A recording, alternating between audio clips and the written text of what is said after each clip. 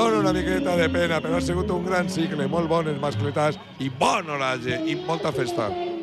Pot començar la mascleta. Con el balcón bastante vacío, por cierto.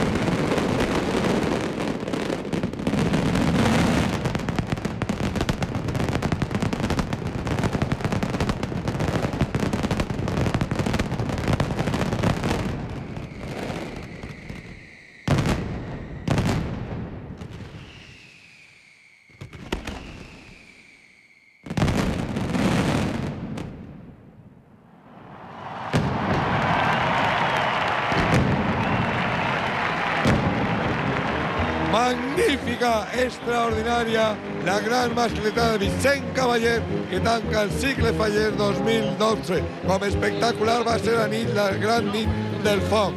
Ara ahir Vicent Cavaller i tot el seu equip, tots els seus operaris, abraçant-se feliços de la gran mascletada que avui han disparat. Ells s'han encarregat avui també de la cremada de les falles.